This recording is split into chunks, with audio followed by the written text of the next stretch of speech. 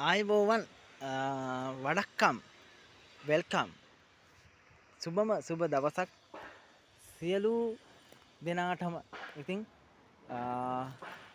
මේ ලෝකේ මිනිහෙක් වුණහම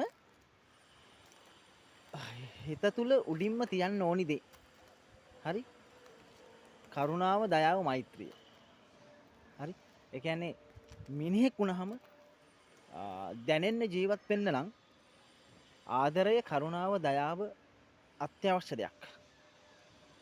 ඉතින් ඒක තියෙන්න ඕනි නම් අපි බුද්ධ ශාසනයක ඉපදිලා බුදු කෙනෙක්ගේ දහම හරි ලස්සනට මනාව මිනිස්සුන්ට දේශනා කරන්න පුළුවන් හැකියාවල් තියෙන ස්වාමීන් වහන්සේලා බිහි වෙලා ඒ බිහිවීම තුළ ඒ දහපු දෙසම් බණ මිනිස්සුන්ට ධාරණය කරගන්න පුළුවන් ආත්ම ශක්තියක් විශ්වාසයක් ගොඩනගෙන අවස්ථාවක ජීවත් වෙන්න ඕන. එහෙම ජීවත් වෙන කාල වකවානුවක් ආදරණීය අම්මේ තාත්තේ ඔබ අප සියලු දෙනාටම මෙන්න මේ කාල වකවානුවේ මුණ ගැහුවා. හරි දුබල කතාවක් මේ. හරි දුබල අවස්ථාවක්. හරිද? ඒ කියන්නේ දුබලයි කියන්නේ කොහොමද යද්ද? ඒ කියන්නේ දුර්ලභයි. දුර්ලභයි කියන්නේ ඒ කියන්නේ අපි අර ගත්තොත් මැණික් වගේ මැණික් සාමාන්‍යයෙන් අපිට පයට පෑගෙන්නේ නැහැනේ නේ. අපි හොයන්න ඕන. ඉතින් ඒ අතරේ වටිනා මැණික් ඊට වඩා අපි හිවිය යුතුයි. ඒක නිසා අන්න ඒ වගේ කාලයක තමයි අම්මේ තාත්තේ මේ ෂණ සම්පත්තිය මනුස්ස ජීවිතයේ ආගම බුදුදහම ඇහෙන කාලෙක අපි මිනිස්සු වෙලා හරි ගුණධර්ම ඇති මිනිස්සු වෙලා ඉපදීම මොන තරම් සුන්දරද.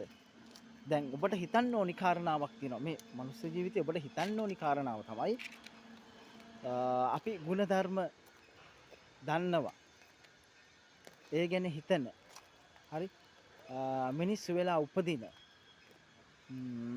ජීවිතේ ප්‍රශ්න කරදර බාධක සෑම දෙයක්ම කළමනාකරණ කරගනිමින් හරි කෙනාට තව කෙනෙකුට උදව් පදව් කරගනිමින් හරි උදව් පදව් කරමින් තමයි මේ ජීවිතේ ඔබ ඇදගෙන යන්නේ නේද?